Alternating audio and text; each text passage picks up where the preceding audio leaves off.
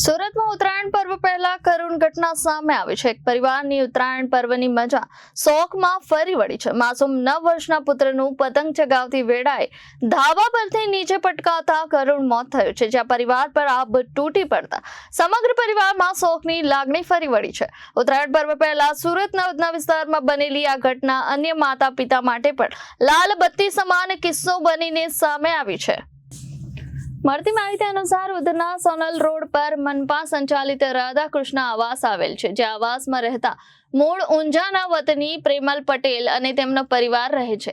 પ્રેમલ પટેલને પરિવારમાં 2 સંતાનો છે, જેમાં 9 વર્ષનો પુત્ર મીર ધોરણ 3માં સરકારી શાળામાં અભ્યાસ કરે છે। માતા પિતા શનિવારની સવારે નિત્યક્રમ મુજબ કામે નીકળી ગયા હતા। જો કે મોટો પુત્ર મીર શાળાએ ગયો ન હતો, જે આવાસના ધાબા પર સવારે પતંગ ચગાવવા માટે ચડ્યો હતો, જે દરમિયાન સંતુલન ખોરવાતા તે ધાબા પરથી નીચે પટકાયો હતો, જેના કારણે ગંભીર ઇજાઓ થતા સ્થાનિક લોકો ત્યાં દોડી આવ્યા હતા અને તાત્કાલિક વાહનમાં લઈ નવી સિવિલ હોસ્પિટલ દોડી ગયા હતા। આ ઘટનાની જાણ થતાં જ માતા પિતા પણ નવી સિવિલ હોસ્પિટલ દોડી આવ્યા હતા, જ્યાં ગંભીર ઇજાઓને કારણે માસૂમ 9 વર્ષના મીરને ફરજ પરના હાજર તબીબોએ મૃત જાહેર કરતા પરિવારમાં પગ તળેથી જમીન સરકી ગઈ હતી। આ ઘટના અંગે ઉધના પોલીસે અકસ્માત નોંધી આગળની કાર્યવાહી હાથ ધરી હતી।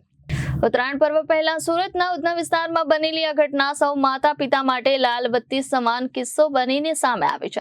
આ કિસ્સો એવા માતા પિતા માટે લાલ બત્તી સમાન છે, જે પોતાના બાળકોને એકલા રમવા માટે છોડી દેતા હોય છે। ઘટનામાં માતા પિતા કામે ચાલ્યા ગયા હતા, જે તકનો લાભ ઉઠાવી માસૂમ બાળક ઘરના ધાબા પર ચડી ગયો હતો, જે દરમિયાન આ કરુણ ઘટના બની હતી। આ ઘટના બાદ સ્થાનિક લોકોએ પોતાનો રોષ પણ વ્યક્ત કર્યો છે, જ્યાં સ્થાનિક આવાસમાં જ રહેતી ગીતાબેન વાઘેલા નામની મહિલાએ જણાવ્યું હતું કે આવાસની ટેરેસ પર કોઈ પણ પ્રકારની પેરામીટર વોલ બનાવવામાં આવી નથી, જે અંગે સ્થાનિક કોર્પોરેટરોને પણ લેખિતમાં જાણ કરવામાં આવી છે।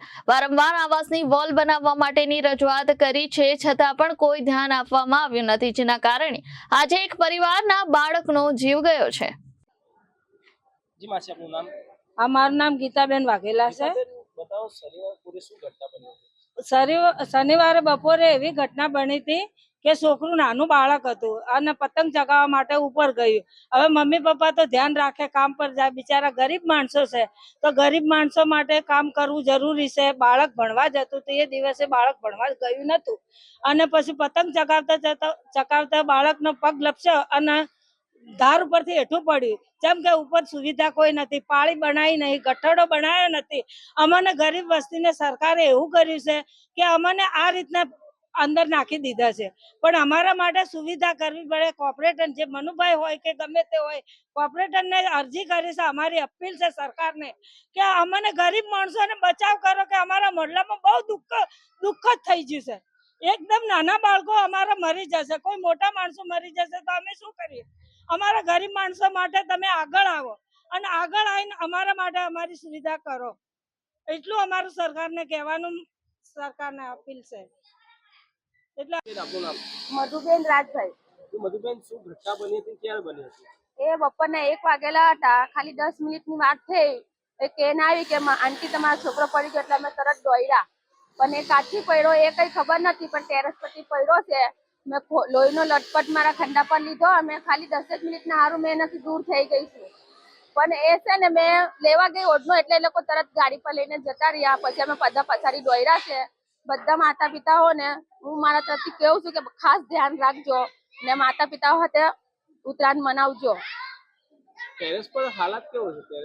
ટેરેસ પર હાલત એવી છે કે કઈ વસ્તુ છે જ નથી, પડવાના હાલત છે ટેરેસ પર, એને કોઈ સુવિધા બનાવી જ નથી ઉપર। જ્યારે ઘટના બની તમે શું જોયું? આપનું બાળક કઈ હાલતમાં? લોહીનો લખપતિ જ હતો બાળક અમારો। ઘટના બનીમાં તમે ક્યાં લઈ ગયા? અમે નિર્મલમાં લઈ ગયેલા પેલા, પછી ત્યાં જઈને એને દાખલ કર્યો, પછી બહુ ડોક્ટરે ના જ પાડી દીધી, ત્યાં બચવાના હાલતમાં છે જ નથી। Reporter Arvind Rathod, Janadesh news, Surat.